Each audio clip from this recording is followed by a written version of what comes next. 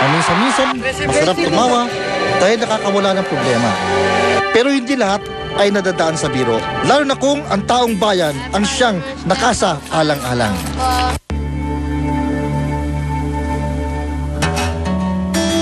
Ano man mangyari, sana huwag natin hayaang kumunot ang ating noo dahil walang sigurado sa buhay.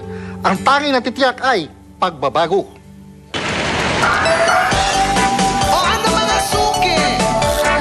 Bukas na ba ang mga TV nyo? Dapat lang ito ang pinapanood nyo. Handa na ba kayo? O sige, simulan na natin ha? Lights, camera, action! O ano mga suki? Bukas na ba ang mga TV nyo? Kung ang sex bomb nagpasabog ng kantang hit na hit, performance rating ng Pangulo, presyo ng bilihin at gasolina, kuryente at tubig, nag-spaghetti, pababa at pataas na rin. Mga balitang nagpataas ng ating alta presyon. Sus, Mariosep, heto na at panoorin nyo. Woo! Sa pagbisita mo ni Bush, ang daming natutuwa, ang daming umaayaw, ayaw na maging puta. Ang langis at ang piso, pelikula at politiko. Ang rating ng Pangulo, bakit laging nag-i-spaghetti ito? Spaghetti pababa at pataas! Abangan na lang nila. Nitong nagdaang taon, ang halaga ng piso, satisfaction ratings ni Pangulong Arroyo, pati init ng ulo ng ilang taga-showbiz, tila nag-spaghetti dance din. May pataas ng pataas, pababa ng pababa, at meron ding taas-baba. Ako po si Fernando po Jr. Nalalaho sa pagkapangulo.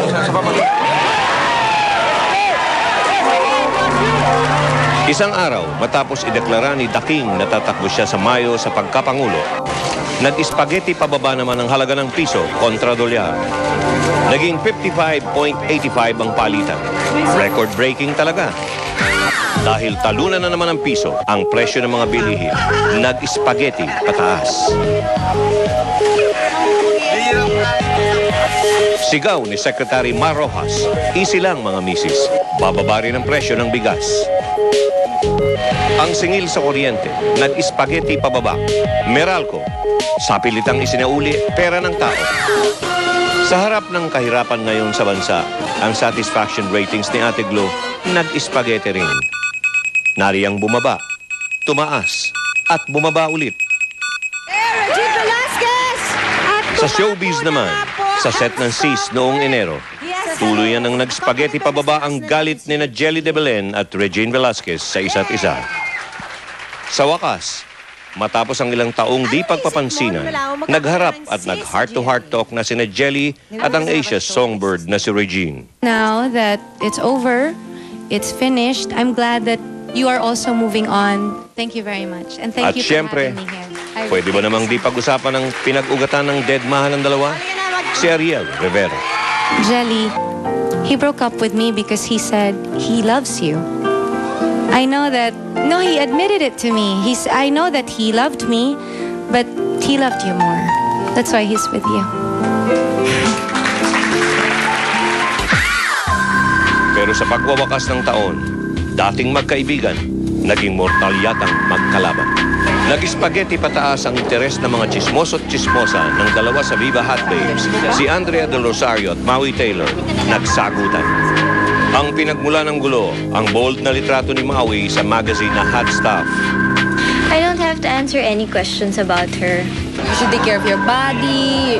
You know, nasa edad na tayo na dapat responsible tayo enough to watch out kung ano yung mga poses natin. Then I tried to call her. She didn't respond. Masasabi ko lang, no, she hasn't called me. Pati sa Senado, nakarating ang issue.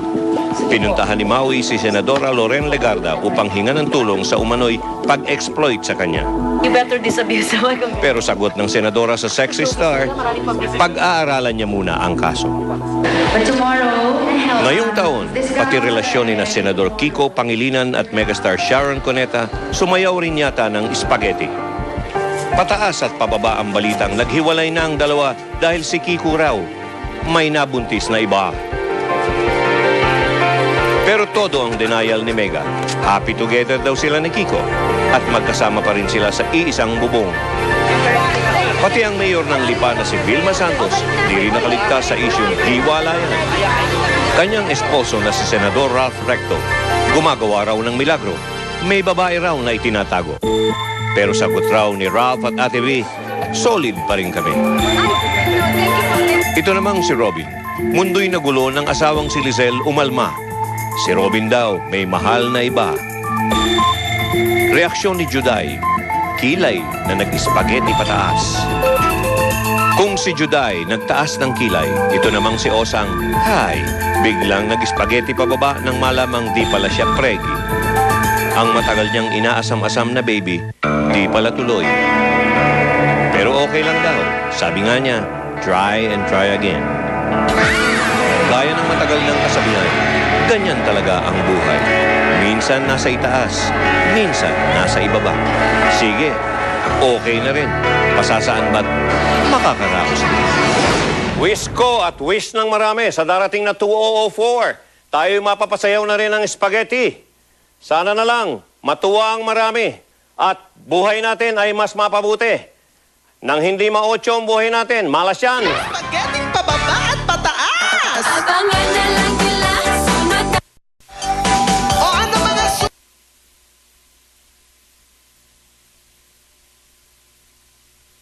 Daan-daan ang nasawi, maraming nasugatan at nasaktan sa mga trahedya at kalamidad na nangyari nitong nagdaang taon.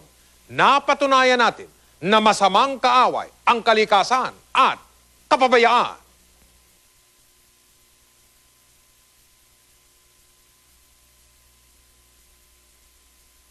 Noong ika-25 ng Mayo, gumuho ang maraming pangarap nang magsalpukan ang MV San Nicolas sa Super Ferry 12 sa Manila Bay. Halos 25 katao ang namatay.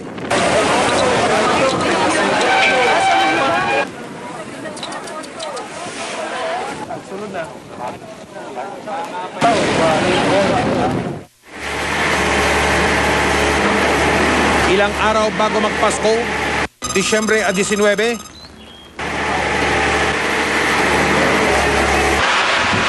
sinalanta ng pagguho ng lupa o landslide ang iba't ibang bayan ng Surigao at Southern Leyte dahil sa walang puknat na pagulan. Mahigit 200 ang nasawi, marami pa ang nasugatan.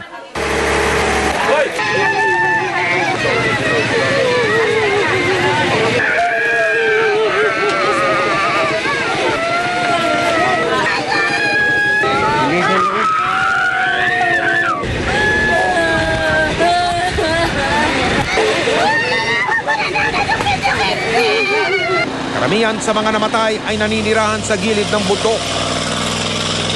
Kasabay nito isang buhawi naman ang tumama sa isla ng Panaon sa Leyte na nag-iwan ng 50 katao patay.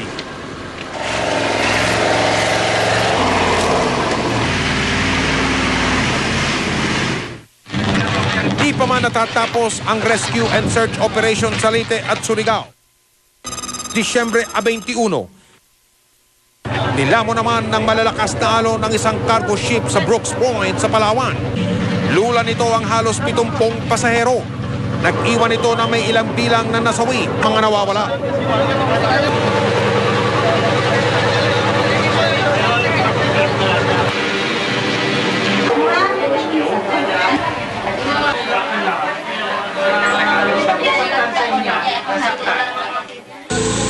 Mga trahedyang nagmulat sa ating isipan. Mga kaganapang di inaasahan. Mga pangyayaring nakatatak na sa ating kamalayan.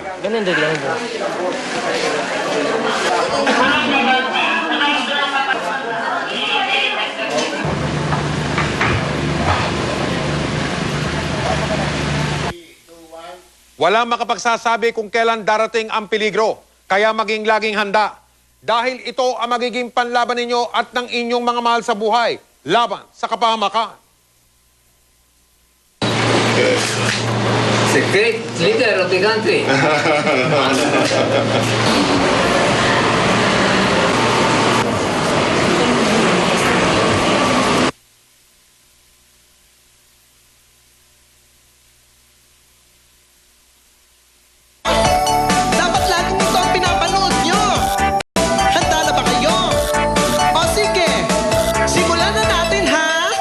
Nitong nagdaang taon, katuwang na mga balitang nagatid sa atin ng tuwa ay yun namang mga nagatid ng pagdadalamhati.